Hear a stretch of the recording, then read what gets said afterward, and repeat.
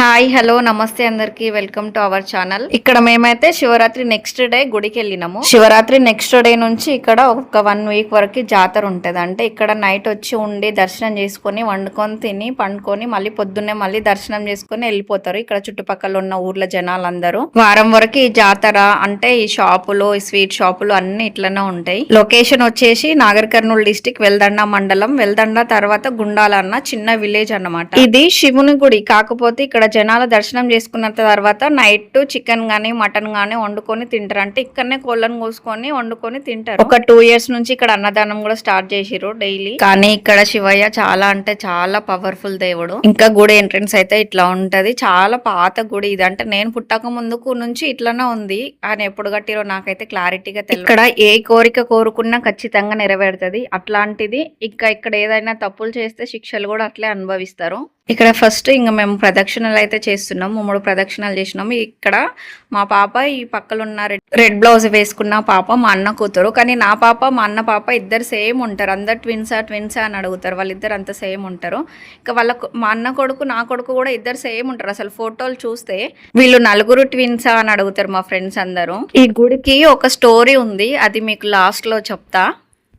అయితే ఈ గుడికి 7 గుండాలు అని ఉంటాయి. ఆ గుండం లోపల నుంచి కాశీకి దారి ఉంది అని ఎప్పటి నుంచో అంటారు. కానీ ఇంతవరకు ఎవ్వరు సరిగ్గా నమ్మలేదు ఈ కాలం వాళ్ళు. లాస్ట్ ఇయర్ అయితే అది ఇంకా ప్రూఫ్ అయింది. లాస్ట్ ఇయర్ ఒక అబ్బాయి హాస్టల్ నుంచి గుడికి దర్శనం కోసం అని వచ్చి గుండంలో స్నానం చేద్దామని దిగి కాలు జారి గుండంలో పడిపోయింది అనమాట. ఇంకా 3 days వరకు అబ్బాయి దొరకలేదు. చూడ్డానికి గుండం చాలా చిన్న ఉంటది. కాకపోతే లోపలికి చెప్పిన కదా కాశీ వరకు దారి ఉంటదని. 3 days తర్వాత అబ్బాయిని తీయడానికి లోపలికి వెళ్ళి చూస్తే నిజంగానే అక్కడ లోపల చాలా దూరము అంటే కాశీ లోపలికి దారి కనిపించింది అన్నమాట. ఇక్కడ గర్భగుడిలోకి వెళ్ళి శివయ్యకి అభిషేకం కూడా చేసుకోవచ్చు. ఇంకా పక్కకి వస్తే అమ్మవారు ఉంటారు. ఇంకా శివయ్య అంటే అమ్మవారు పక్కా ఉండాలి కదా. ఇక్కడ కనిపిస్తున్న శివలింగం స్వయంభుగా వెలిసిన శివలింగాలంట.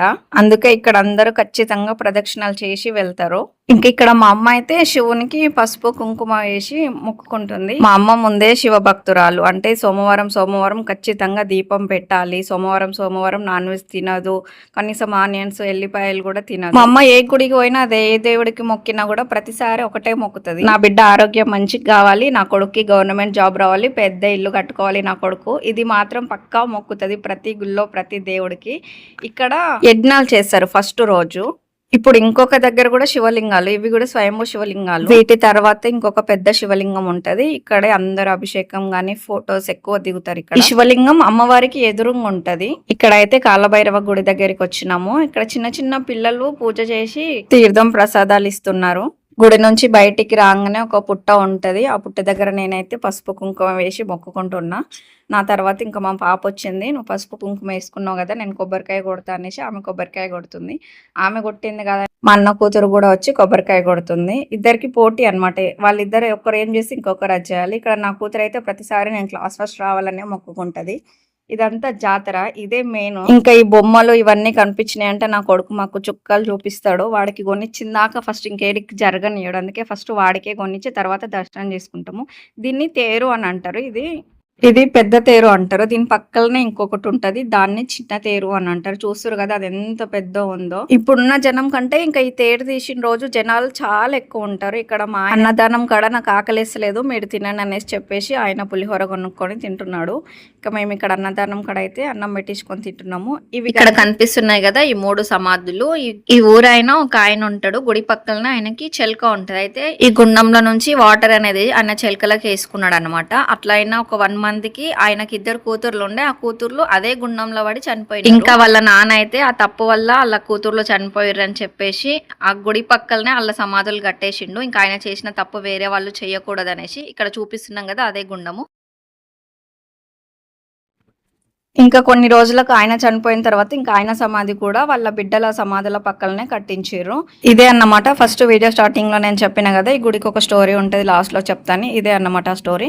చూడడానికి ఈ గుండం చిన్నగానే ఉంటది కానీ చాలా లోతు ఉంటది. కాశీకి దారి ఉంది కదా, లోతు చాలా ఎక్కువ ఉంటది. 7 గుండాలని చెప్పిన కదా, ఇట్లా చిన్న ఉంటాయి అనమాట. ఇది ఒక్కటి మాత్రమే ఇట్లా పెద్ద ఉంటది. పక్కన ఉండేటివన్నీ చిన్న ఉంటాయి, కాకపోతే లోతు ఉంటది. లాస్ట్ ఇయర్ ఇంకా అబ్బాయి చనిపోయినప్పటి నుంచి గున్నం లోపలికి ఎవరిని వెళ్ళనిస్తలేరు, ఓన్లీ మెట్ల పైన ఉండి స్నానాలు చేసుకుంటున్నారు. దర్శనం షాపింగ్ అంతా అయిపోయిన తర్వాత ఇంటికి వెళ్ళేటప్పుడు మా పిల్లలు గోలీ సోడా తాగుతున్నారు. నా కొడుకేమో గోలీ సోడాలో గోటి ఉంది కదా అది కడుపులోకి పోతుందని భయపడి తాగలేదు. Thanks for watching.